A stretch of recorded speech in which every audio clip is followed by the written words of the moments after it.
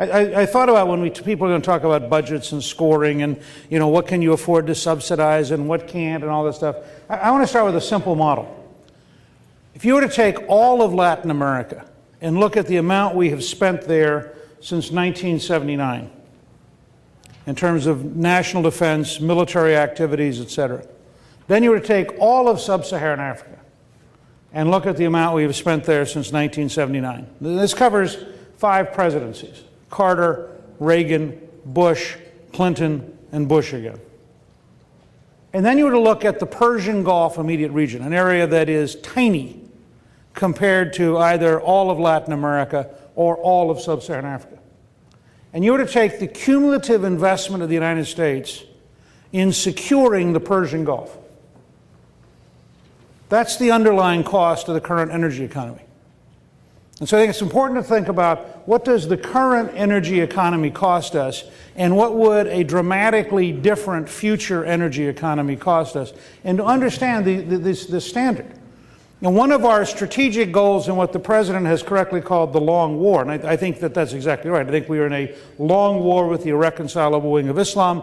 I think in some places it's a very dangerous situation, such as Iran, where the Vice President 2 days ago was talking about very serious consequences, where the Secretary of State was meeting with the Russian Foreign Minister to talk about very serious things.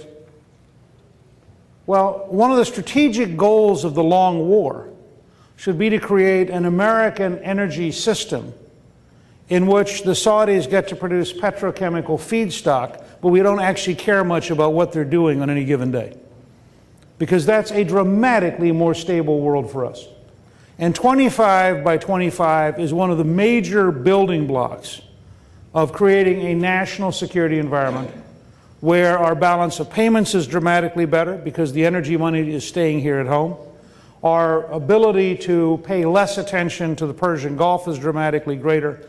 And the ability of any foreign government, whether it's a dictator in Venezuela or a dictator in Iran, to in any way threaten the U.S. and the world economy in energy terms is dramatically reduced. In respect of the initiative taken by the President and then the various groups within Congress, at the present moment, as I understand it, there's still a struggle to keep things like production tax credits alive. Do you look towards extensions of that and other types of subsidies, although subsidies seems to be a naughty word here in the United States?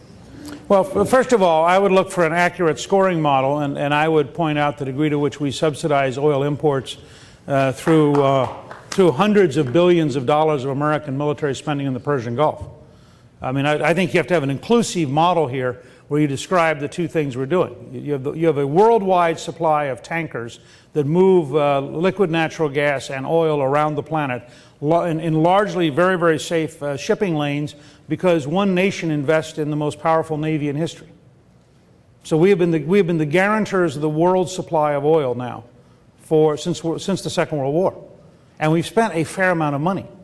I mean, I'm not asking for much more than one carrier battle group a year for agriculture. So I think you got to see these in that kind of a context. Second, my experience, when Senator Daschle speaks, I hope he'll comment and I hope you'll feel free to ask him. But my experience is if you win the larger argument and you get people committed to the larger goal, the smaller pieces fall in place very fast.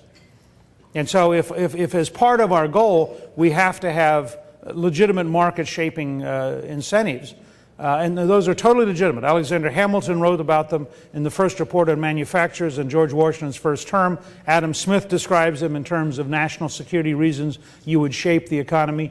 There's nothing illegitimate about them.